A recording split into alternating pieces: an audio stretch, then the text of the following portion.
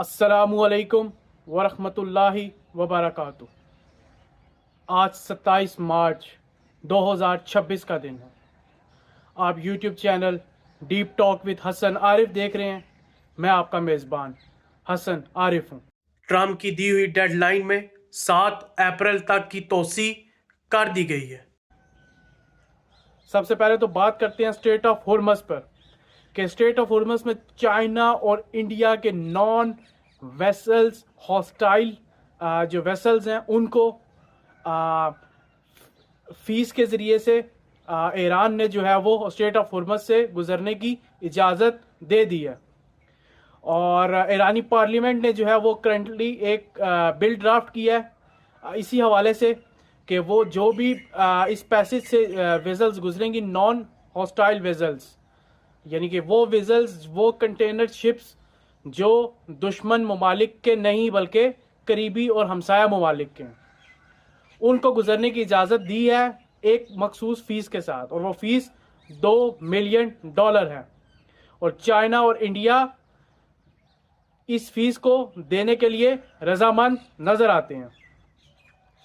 इसके साथ ही इस खिते में 50,000 अमरीकी फ़ौजी इस वक्त तक इकट्ठे हो चुके हैं। 82nd एयरबोर्न और मैरीन यूनिट्स अमेरिका ने इस खिते में पहुंचा दिए हैं। लगता ऐसे ही है कि बहुत बड़े ग्राउंड ऑपरेशन की तैयारी की जा रही है। अगर तो ये डील और ये सीज फायर एग्रीमेंट जो ट्रम्प के 15 निकाती पॉइंट्स पर मुश्तमिल है कामयाब नहीं होता, तो ट्रम्प हर सूरत ईरान के एनर्जी सेक्टर्स पर हमला करेगा और उसके बाद ये तमाम का तमाम मिलिट्री ऑपरेटर्स जो इसने इस खिते में जमा कर लिया है, इन तमाम फौजियों को बूट्स ऑन ग्राउंड कर देगा। और यही कहा जा रहा है कि वो गर्क आइलैंड पर हमला करेगा और उसको टेक ओवर करने की पूरी कोशिश करेगा, ताकि ईरान के तमाम जो एक्सपोर्ट है 90% जो तेल की बरामदात है उसको रोका जा सके और ईरानी इकॉनमी को एक बहुत बड़ा धचका लगाया जा सके। अभी इस वक्त ईरानी रियाल अपनी तारीख की सबसे डाउनफॉल पोजीशन में है। इस वक्त ईरान में 60% इन्फ्लेशन जो है वो एक्सीड हो चुकी है।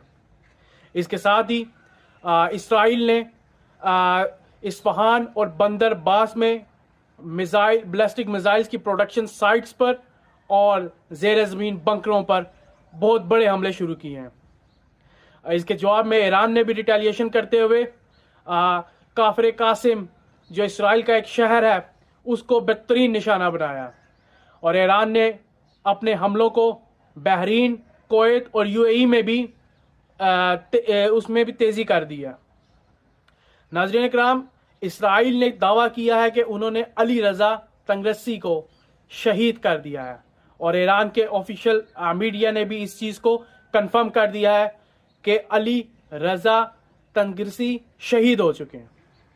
शहादतों का सिलसिला आज भी ना रुक सका। ईरान ने इस वक्त तल अवीव और हैदरा में हमले शुरू किए हैं, जिसके नतीजे में बहुत बड़ा जानी नुकसान सुनने को मिल रहा है। एयर कैंपेन करते हुए इसराइल ने भी ईरान के शहरों पर इस्फहान, कज़वीन और तेहरान पर बहुत बड़े हमले शुरू। बैनुल-अक़वामी मार्केट में ब्रेंट क्रूड ऑयल $100 पर बैरल बिक रहा है, और 1970 के बाद ये सबसे बड़ा बहरान है कि इस वक्त दुनिया को 20 मिलियन पर बैरल जो है वो डिमांड की शॉर्टेज है। इसके साथ एक और ईरान ने गादिर क्रूज मिसाइल जो है वो यूएसएस इब्राहिम लिंकन पे नॉर्थ अरेबियन सी में दागे हैं, जिसके बाद ईरानी हुकूमत का कहना है कि जो इब्राहिम लिंकन है वो पीछे हटना शुरू हो गया है इस मिसाइल के नतीजे में। ताहम अमेरिका ने इस चीज़ को डिनाई किया है कि किसी किस्म का कोई भी नुकसान और हिट इब्राहिम लिंकन को नहीं किया गया। अगर जो है वो ईरान ये मुज़ाकरात नाकाम हो जाते हैं और ईरान को एक बड़ी डिफीट मिल जाती है, तो इस वक्त फिर फ़ायदा किसको होगा? वो इसराइल है। इसराइल इस वक्त अपने ग्रेटर इसराइल के मंसूबे को बनाने की पूरी कोशिश में है। वो चाहता है कि किसी तरीके से ईरान और अरब नेशन आपस में लड़ जाएं और अमेरिका पूरी ताकत से ईरान पर हमला करे, जिसके बाद ग्रेटर इसराइल का मंसूबा आसानी से बनता हुआ नजर आ सके। ईरान ने इसके साथ ही खबरदार किया है कि अगर किसी किस्म की भी कोई कार्रवाई ईरान के खिलाफ की गई, ईरान के किसी न्यूक्लियर फैसिलिटी या किसी भी एनर्जी ग्रिड को निशाना बनाया गया, तो ईरान स्ट्रेट ऑफ बाबुल मंदीब है, वहां पर भी एक और फ्रंट ओपन कर देगा अमेरिका के लिए और इसके इत्तेहादी जीसीसी कंट्रीज के लिए। इसराइल की तरफ से इस वक्त मुज़ाकरात को नाकाम बनाने की कोशिश की जा रही है। इसराइल ने अपनी हिट लिस्ट में फॉरेन मिनिस्टर अब्बास अराक्ची और पार्लियामेंट स्पीकर मोहम्मद बाकिर कालिबाफ, ये वही हैं जिनके बारे में अमेरिकन मीडिया का दावा था कि अमेरिका इनसे मुज़ाकरात कर रहा है। इसराइल ने इन दोनों शख्सियात को अपनी हिट लिस्ट में शामिल करके इनको एलिमिनेट करने का फैसला किया है। ताहम पाकिस्तान की जानिब से डोनाल्ड ट्रंप को ये बताया गया कि अगर इसराइल इन दोनों शख्सियात में से किसी को भी कत्ल कर देता है तो ये मुज़ाकरात किसी भी सूरत अपने तकमील को नहीं पहुंचेंगे, बल्कि इस खिते में मजीद जारियत जो है वो फैलेगी। इसराइल ने ईरान में हमले के साथ पाकिस्तान की एम्बेसी को भी नुकसान पहुंचाया है। पाकिस्तान एम्बेसी जो ईरान में वाक़या है, उधर उसके करीब भी एक बैलिस्टिक मिसाइल गिरा है जिससे एम्बेसी को नुकसान पहुंचा है। ताहम एम्बेसी का अमला जो है वो इस वक्त महफूज है। ताहम कासिम खान जो इमरान खान के बेटे हैं, साहबजादे हैं, उन्होंने यूएन में बातचीत की है जेनेवा में और कहा है कि इमरान खान को जो बुनियादी ज़रूरियात हैं उनके सेहत के हवाले से, उनके एक पाकिस्तानी शहरी होने के हवाले से, एक साबिक वज़ीर आज़म होने के हवाले से वो नहीं दिए जा रहे और उन पर इस वक्त जुल्म और ज़्यादती की इंतहा आला दर्जे को पहुँच चुकी है। इमरान खान अपनी एक आंख से 85% बिनाई खो चुके हैं।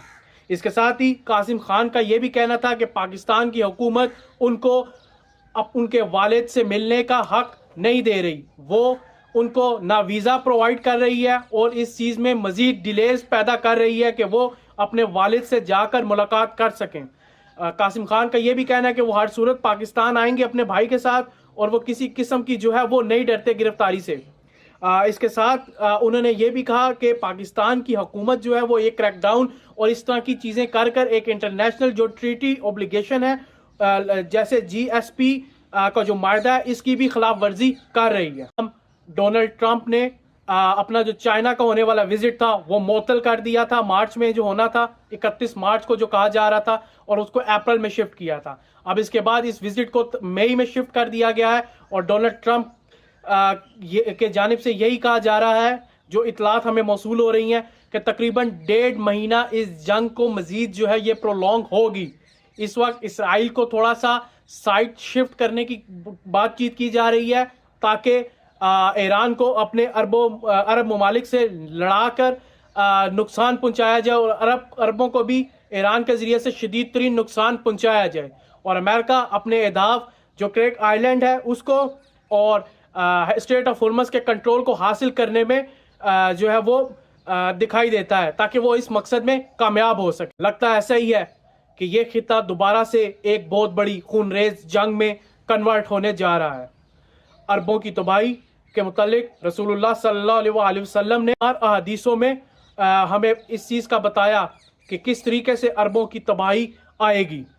तो लगता है ऐसा ही है कि आलम अरब अपनी उस तबाही को अपने दरवाजे पर बुला चुका है और ये खिता लगता है ऐसा है कि पूरी दुनिया को अपनी लपेट में ले लेगा। इसराइल की जानिब से इस वक्त वर्ल्ड वॉर करवाने की पूरी कोशिश की जा रही है ताकि वो अपने मकसद ग्रेटर इसराइल के अहदाफ को बआसानी हासिल कर सके। आज तक के लिए इतना ही। अपना और अपने गिरदोनवाह के लोगों का ख्याल रखिएगा। अपनी कीमती राय से ज़रूर आगाह कीजिएगा। अल्लाह हाफ़िज़।